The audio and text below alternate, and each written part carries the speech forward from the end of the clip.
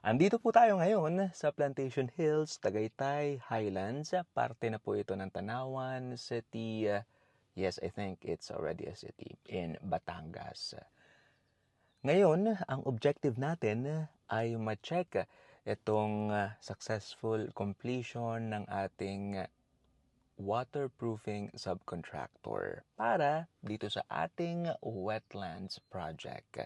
Again, parte ito nitong napakalaking two-story residence project with a basement. Itong wetland system ay isa sa mga sustainability highlights nitong project na ito, no? And other videos that we uploaded, na-discuss na namin kung ano-ano yung mga features that are sustainable inside this project, or in this project rather. So, tara, puntahan na natin itong waterproofing. Waterproofing outputs ng ating waterproofing subcontractor. Andito na tayo ngayon sa wetland system natin. Ito po ang ating mga wetland boxes. Ito yung equalization chamber. Unfortunately, ngayon pa lang namin siya matetest. Okay, for leakages, or essentially ngayon pa lang namin siya ma-flood test. Ayan, kaya ngayon pinupuno namin, making use of this one, rainwater, the rainwater line. Ito pala, ito yung black water line. Anyway, I'll talk more about it sa other video. Ito yung rainwater line. So this one's coming from the rainwater tank. So ngayon pinupuno natin siya para ma-flood test na natin. Kasi ito yung isa sa mga problematic when it comes to leakages. Ang daming leaks, no, na dumadaan dito. Actually, up until now, may mga konti pa rin. Pero apparently naman, yung leak na yun ay galing dito sa pipe na ito, no? So, ayusin pa natin yan. Pero at least, kita-kita nyo naman, okay, medyo okay na. Actually, okay na so far at this portion. So, check pa natin yan.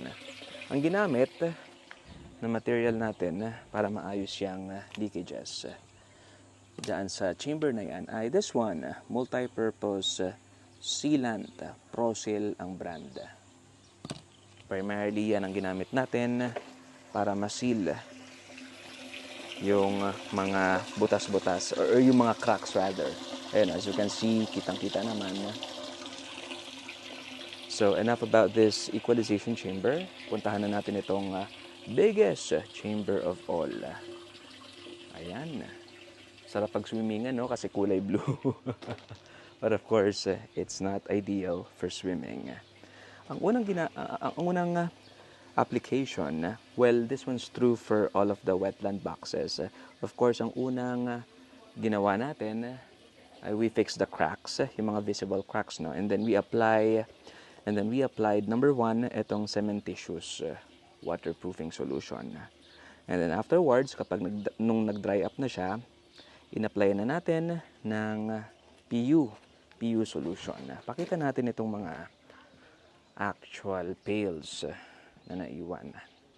Okay, itong actual materials that we used in waterproofing the boxes.